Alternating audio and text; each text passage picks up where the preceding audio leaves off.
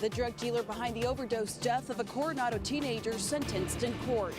Plus, the final witness takes the stand in the Larry Milliete preliminary hearing. A driver is dead after he crashes into 3 homes. 1 bird and 4 plant species coming off the endangered species list. We'll take you to San Clemente Island. A bodyboarding accident paralyzed this Mira Mesa father. His story of survival and how a benefit concert will help his family. And can you file your federal income taxes for free? We verify. CBS 8 News Live at 6 starts now.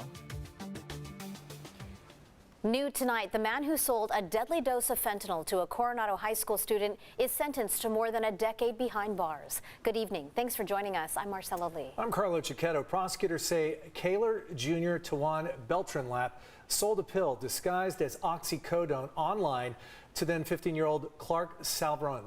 CBS 8's Rocio De La Fe joins us live from the courthouse tonight with reaction from the victim's family. Rocio. Well, it was an emotional day in court for the families, as you can imagine. They say that while they're glad that justice was served in this case, no sentence could ever erase the pain they feel each and every day. They're now hoping to use what happened as an example and to warn others about the dangers of fentanyl. I know he's with God right now, and that gives me peace. Family members of Clark Salvron stood outside the courtroom after learning the fate of the drug dealer responsible for the 15-year-old's death. A broken heart is not nearly what you experience when you go through this type of tragedy. Salvron died in May of 2021 after buying what he thought were oxycodone pills. He got them from then 21-year-old Kaylor Jr. Tawan Beltranlap, who prosecutors say sold the drugs on Instagram. The drug dealer advertised online. So if you have an individual who's willing to actually go on Snapchat or Instagram and put this poison into the community, our office is going to hold that individual accountable. Beltranlap pleaded guilty last year and admitted he had warned the teen to only take half the pill because of how strong it was. He was arrested after Salvron's death with more fentanyl-laced pills in his possession. We had 814 deaths last year. It is the #1 cause of death for individuals between 18 and 45. It is an epidemic of proportions that we haven't seen in this district. Today was difficult, but I feel relieved that it's done. Family members say the Coronado High School sophomore dedicated his life to family, sports, and his faith. He was everything to me. He was very special, sweet boy, and he was a leader, and he was a gift.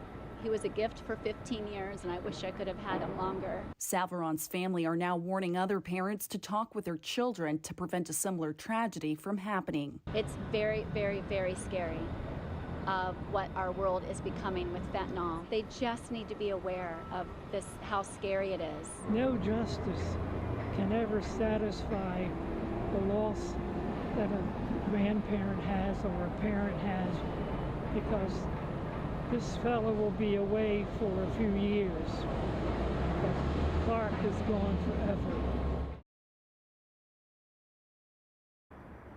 Beltranlap will now serve the next 13 years behind bars, including an additional 5 years of supervised release. Back to you. Rocio, Clark's family, we heard that, they mentioned they're glad to see that justice was served, but we heard from the grandfather and members of the family, hearts still broken, of course. What were they actually able to say in court, and were they able to speak directly to the defendant? So the family says that Beltranlap actually told the court today that he wants to turn his life around, and that's exactly what the family is hoping that he does in the next few years. Additionally, the family says that while they can forgive him, they will never be able to forget the pain that he caused them, and are hoping that others can use this as a lesson in their own lives. Reporting from downtown, Rocio De La Fe for CBS 8. Of course, the family thinks about him every single day. Thanks, Rocio. A false report of an active shooter at a La Mesa Elementary School forced the school into lockdown just hours ago. It happened at Lemon Avenue Elementary School, and a mother we spoke with told us some students there were visibly upset. The school reportedly sent out an email to parents saying the district accidentally sent a message to La Mesa's police department about an active shooter. When officers arrived at the school, a staff member told them it was just a false alarm. You have parents showing up. it's unthinkable, it's unimaginable, and it's probably every parent's worst nightmare. So we were able to tell those parents that were arriving on scene that we believed it was a false alarm. We had no evidence that there was an active shooter or that anyone was injured. Officers lifted the lockdown after clearing the school room by room. Prosecutors played videos in court today in the murder case against Larry Milliete that have never been seen before by the public. Larry Milliete is charged with killing his wife, Maya. As CBS 8's David Goffredson reports, day 9 of the preliminary hearing began with a video Maya recorded. Really? Really? Maya Milliete secretly recorded the video in October 2020, capturing audio of an argument between herself and her husband, Larry Milliete. In the audio, you can hear Larry accusing her of an affair. Really? I don't know what you guys are doing since 7 o'clock, 8 o'clock at night all the time in your projects and your team projects, mentoring and all that stuff. So after all this stuff that you're accusing me of, and this is exactly why. This is like mentoring stuff. This is you said this wasn't going to happen, no, and it still happened. No, During the argument, Maya alleges her husband wanted her dead. You know, you guys got really close together on your desk, always right here, always together, you know, 6 o'clock, 7 o'clock, 8 o'clock at night. And then you start feeling stuff.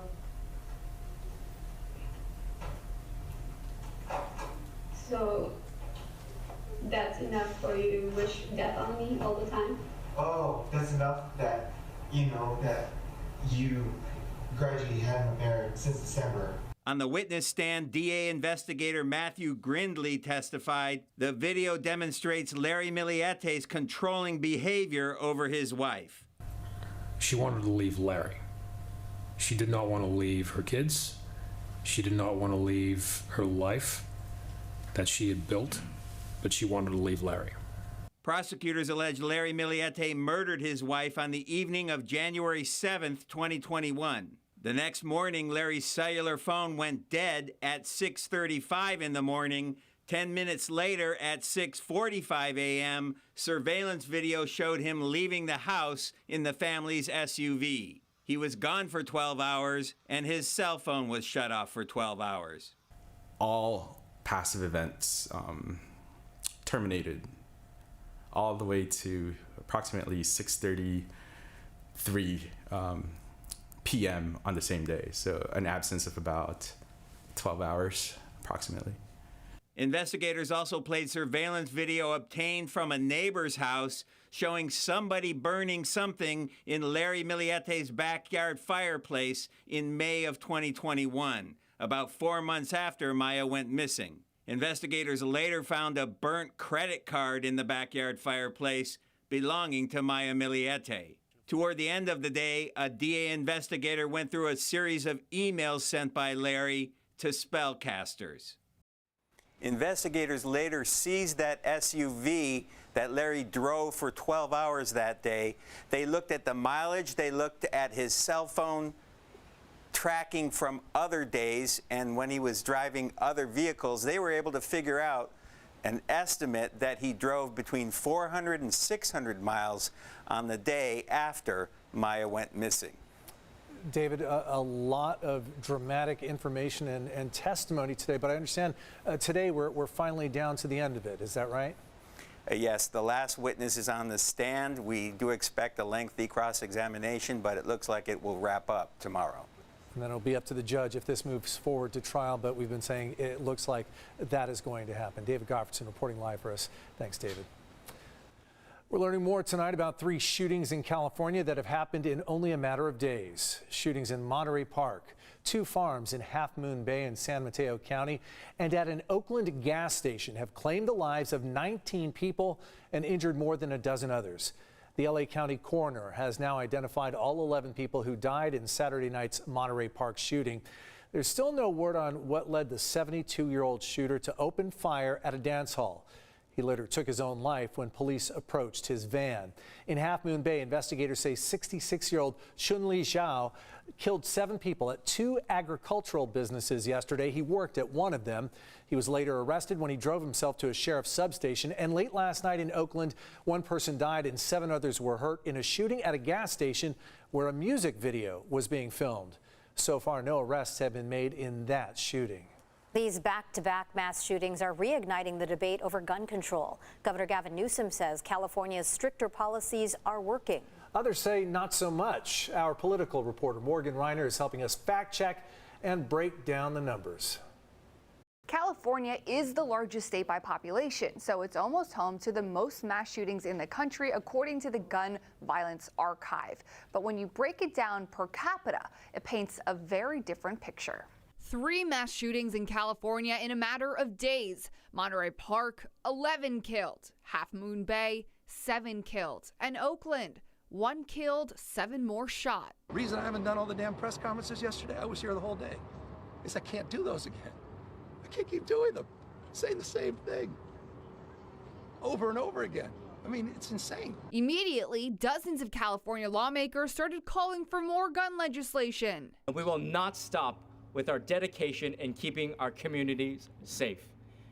So you'll be seeing much more to come from us. While acknowledging that California already has the strictest gun laws in the nation that they say are working. We know how to do it. California's led the way. We lead the nation. We know gun safety saves lives, period, full stop. The Gun Violence Archive defines a mass shooting as one where at least 4 people are shot, not including the shooter. But there are some variations. Every Town for Gun Safety defines it as one where 4 people are shot and killed.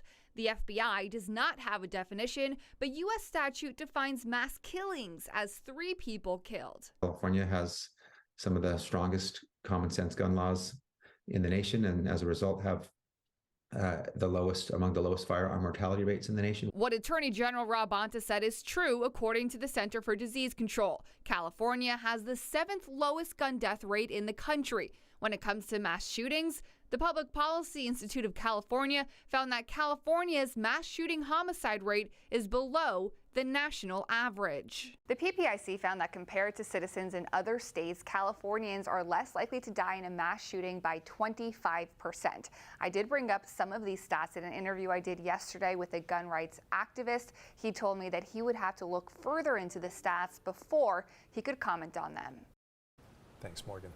Still ahead tonight, the Academy Award nominations have been announced. Which movie is leading the pack? Plus, how close we are to striking midnight on the doomsday clock. A dire warning tonight from the Bulletin of Atomic Scientists.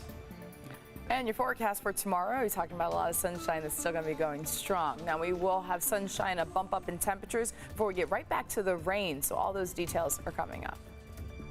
I ran out because I just thought it was an earthquake, and because that's how hard the house shook. And up next, a driver is killed after crashing into several homes in the South Bay.